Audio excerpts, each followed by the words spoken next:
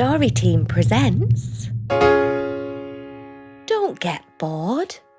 Community Crow's excellent staycation and the friends he misses but who are always there in the land of imagination to brighten up everyone's day.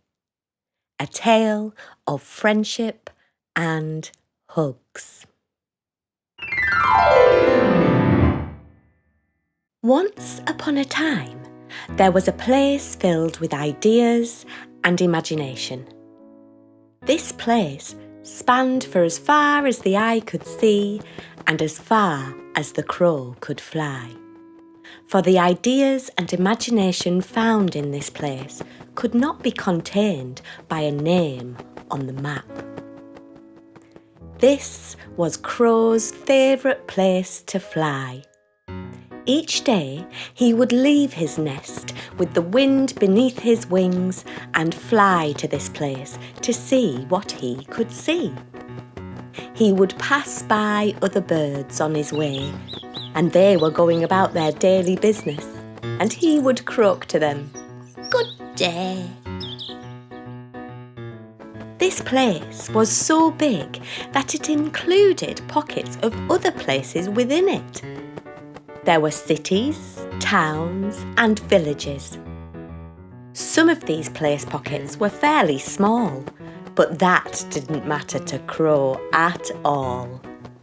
It was a very, very friendly place where everybody knew everybody else's face.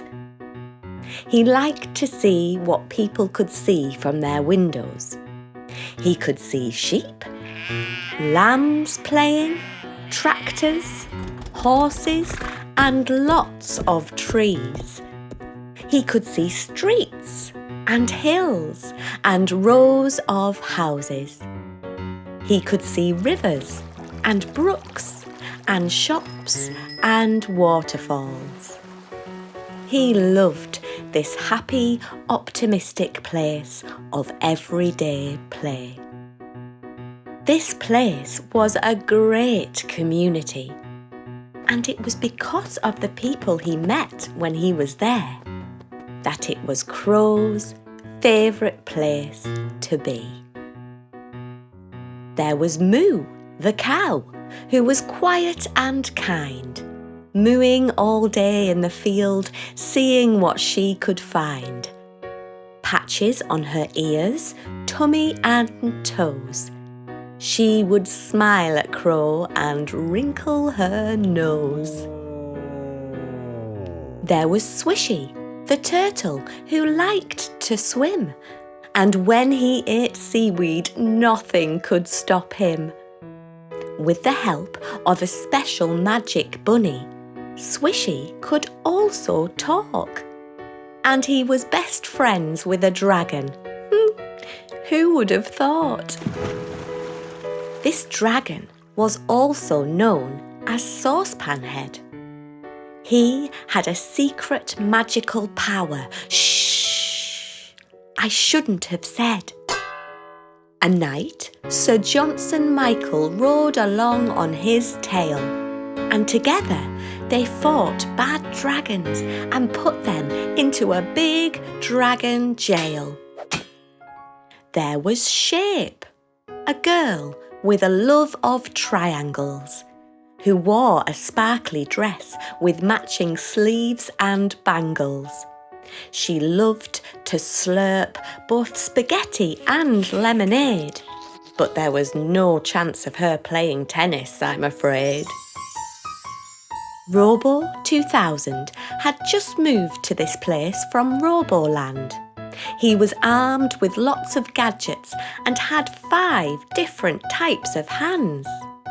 He loved listening to records and playing hide and seek. And his favourite food was bolts and metal that would fill up his cheeks. There was 12-year-old Bert, who was best at playing. He had another brother, but that's all we're saying. He loved ice cream and milkshake, and that is all. But he would share it with his pet cat called Meatball. Chasing birds was Jinxie's favourite game. Don't worry though, Crow enjoyed this game of Tig just the same. After the chase, she would tuck into rainbow sprinkles on pink porridge with yellow icing and blue lollipops. But you would never find cat food anywhere near her whiskery chops. Mr. Smileyface loved to dance everywhere, on the roof, swinging on curtain rails, and even riding on reindeer. With his crystal chalice and lighted candles that shine so bright, he could eat his favourite potatoes and chocolate strawberry banana smoothie, even at night. Little Unicorn was really a person with a sparkly crown, but her song had been stolen by a fairy. Don't worry, there's no need to frown. Hidden inside a wind chime, she caught her song on the wind. So now, in between eating jelly and ice cream, she loved to sing. Spy Cat was a quiet, stripy grey cat who was a master of disguise. If anyone was spoiling the fun, he would give them a surprise. He hides in trees, behind fences, or a small hiding nook. But when off duty, you would find him eating chocolate and reading a book. There was 5-year-old Harry, a really cool kid, who drove everywhere in his Mini Cooper and would never ever skid. Harry's best pal was Mickey, a minion-watching dog. And they loved chocolate. Any kind would do, but if it was white chocolate, he would hog. There was Chuck, the tiger whale, who lived on land and sea. With a tiger head and a whale tail, he could swim underwater and feel totally free. Crunching on apples was his favourite treat, but he would stamp on a banana, blech, with his tiger whale feet. Now I bet you are wondering why Robin was so special. Deep in her pocket there was something magical nestled. A feather!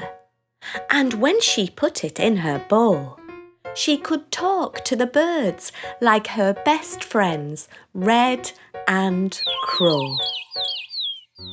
Now you know why Crow loved to fly to this place every day.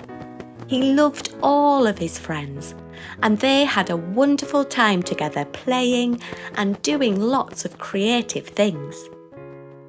Until one day, Crow was not able to leave his nest, as he had a very important job to do. He didn't mind doing the job, but he did mind missing his friends in the place filled with ideas and imagination. This made him sad and a little bit cross, and more than a little bit bored. But most of all, he missed his friends. And his friends missed him.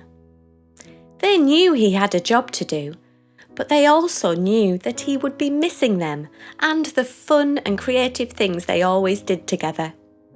They all had the same thought. I hope your egg hatches soon so we can get together again. And they all had the same idea, to think of some creative things Crow could do at home in his nest. They were usually full of ideas, but today they were a bit stuck. Then, to their surprise, 2 of their oldest friends returned from an adventure. Martin the Magic Man and Rosie Wilson. Rosie was a nurse with rainbow hair who would wear a unicorn helmet and ride her bike with safety and care. Martin was a magic man who could solve any strife. And if you were stuck for an idea, he would make sure you would never run out of ideas for the rest of your life. Martin and Rosie got the ideas rolling, like making sock puppets, shrinkies art, gardening, and swing ball bowling. And before you could say treacle pudding, everyone had a brilliant idea for Crow to stop him from getting bored. Sir Johnson Michael said, "Saucepan Head and I like to play with Lego, and the ones with the fire engines or underwater sets are best. But be careful, Crow. A blanket would be a good idea, so to not drop them out of your nest." This gave little Unicorn an idea that Crow could use the Lego to make flowers for his friends and be a bit arty. And when he could see them all again, he could say, "Surprise! I'm going to throw you a big party." Yes, a party! Swishy was so up for that. Crow could make puppets of everyone and could practice playing party games and wear a silly party hat. In the meantime, Spy Cat got to thinking how Crow could make his own phone with the help of a squirrel and a cup made of foam. But Chuck had a phone already charged. He could send it to Crow so that he could chat to his friends at large. Shape had an idea she couldn't ignore. What if we sent Crow a really hard jigsaw? Moo Cow said she liked to paint, so maybe Crow would too. It stops me getting bored, Crow, so here are some paints for you. Harry drew a picture to make Crow smile and got together some pens for him so he could draw in style. Mr. Smileyface had an idea for Crow to do a self-portrait of himself in his nest, up high in his tree with an egg underneath him and looking his best. An owl flying by had an idea to spare, for Crow to make a mosaic or blow bubbles in the air. Bert and Meatball thought that Crow would need cheering up, so they gave up their favourite chocolate bar for him to enjoy with his teacup. Jinxie had an idea that was really cool. Crow could splash funnily and happily in an 8-foot paddling pool. These were brilliant ideas, but there was one problem. How would they get all of their ideas to Crow? Luckily, a mechanical friend called Robobird was in the know. He could take these ideas with a few more in tow, like parts and instructions to build a house, and he could deliver them to our friend Crow. And build a house is just what Crow did. A place to keep the eggs warm and to do all of the wonderful creative things his friends had sent him. He was so happy and grateful to have such good friends that he wanted to do something in return. And this is when Crow learnt to sew. He made gifts for his friends with some thread from his nest and other odds and ends. He made a costume for little Unicorn for when she sings a song, and some dancing shoes for Mr. Smiley Face so he can dance along. For Jinxie, he knitted a bird on a string and a bag for Robo 2000 to keep his records in. A heart bag for kind Moo Cow to store things she'd found. A sparkly cushion for Shape, that's triangle, not round. For catching seaweed and dragons, he made Swishy Turtle and net. And a towel for Chuck for when he gets wet. Next, a mask for that little spy cat. And seat covers for Harry's car. Oh, he will like that. Knowing Sir Johnson and Saucepan Head well, he made them a Lego set that they would think was swell. Last, a cosy blanket for Bert's pet cat's bed, and matching scarves for Robin and Red. And when he had sewn all of these gifts, he heard a crack and saw the egg start to shift. A friendly snail came to look as the egg cracked open to show a teeny tiny being, a baby crow. Then crack, crack, crack. There were more eggs. Each egg was starting to shake and to speak as it cracked and opened to show a new baby beak. First was Charlie. 10 tweets at a time is how he liked to chat. He loved apples, bananas and milk, skipping and chasing a ball of wool like a cat. Next up were Squawky and Talky, who were never up with the lark, as they had super special powers so that they could see in the dark. The dark was not Lilyflower Rose's favourite place to be with her best friend Ruby the Rabbit, but eating grapes and riding a scooter was her favourite habit. Another who did not like the dark, or chocolate, or owls, was Baby Crow Tweet. But she loved her big family, and broccoli, and sweets. Little Bunny was a sensitive bird who loved to play with her friends climbing up the tallest tree. But she fell down, and as she had not learnt to fly yet, she hurt her knee.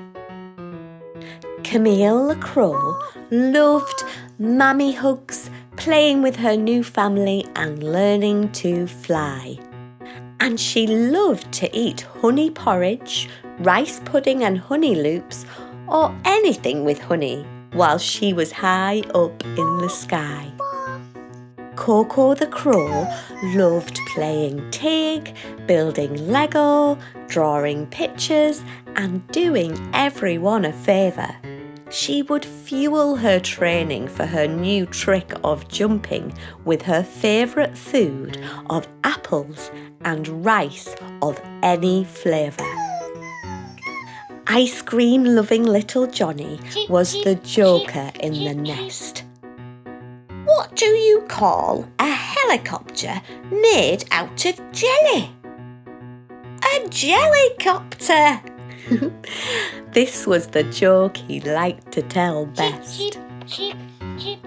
Bo had a rainbow joke that she told and retold. What did the baby find at the end of the rainbow? A potty gold. Cupcake, the red baby crow, was like no other. He loved snails to eat and as friends, and secretly disliked his big brother. Flappy was famed for flapping his new little wings. He would do it all day and all night as it was his favourite thing. Wigglytail was smallest of the crow babies, but was very noisy for his size. He liked munching and slurping on slugs. The slugs didn't like it. There's a surprise. Morris the baby crow, and that's double R and double S, loved strawberries, not pears. And like Crow, he loved to splash about and make a mess. Fuzzy was a bird who could smile for days. With her big yellow beak and her big kind heart, she reminded people of sunshine rays. Cranky was the last egg to hatch and was fed up of getting squashed at the bottom of the nest. Wanting a space of his own, he hopped to the side and put his heavy metal ukulele skills to the test. Now Crow's very important job was done. Flappy taught all the baby crows how to flap their wings so that they could fly to the place filled with ideas and imagination to have some fun. They flew from their nest to this special place, a great community where everyone knew everyone else's face. And there, the baby crows met Crow's special friends, who became their friends in a friendship that would never ever end. It was a reminder to everyone that it is not where you live, it's the people who live there that makes it so special. We missed you, Crow, but we hope you enjoyed all the things we sent over with Robobird for you to do. And Crow told them of all the fun he had had with their ideas and how they stopped him from feeling blue. Tweet tweeted up without being seen, with the wise words that you can have fun in quarantine. Morris, with the double R and double S, shouted, "Yes! Friends are there for each other," quickly followed by Flappy, his brother. "Be kind to your friends and you will make even more." And everyone nodded as they couldn't agree more. And as the friends continued to laugh and to play, the memory of their tale would forever stay. As crow to their baby crow, to their baby crow, to their baby crow, this tale was passed down and told and retold, as unlike us, this story would never grow old. So, when you see and hear crows squawking and talking to each other in all their glory, know that they will be telling each other this very story. A story of friendship with a moral to go with it too. You don't have to be with your friends to see them. They are always in you. The end. Thank you to our story team stars who have created this story. Will, Bo, Izzy, Joseph, Frankie, Brooke, Hugh, Rowan, Willow, Mammy Cat, Clyde, Oakley, Edie, Amelia, Martha Jill, Abigail, Melissa, Cassie, Bonnie, Edward, and Isla. We hope you've enjoyed being part of Story Team. Thank you for sharing your brilliant ideas with us in creating this brand new story. Crow and I have loved every minute of working with you all. And remember, stories make the world go round, and you are the story experts. So keep finding inspiration for your imagination in the everyday, as every day is your story to tell.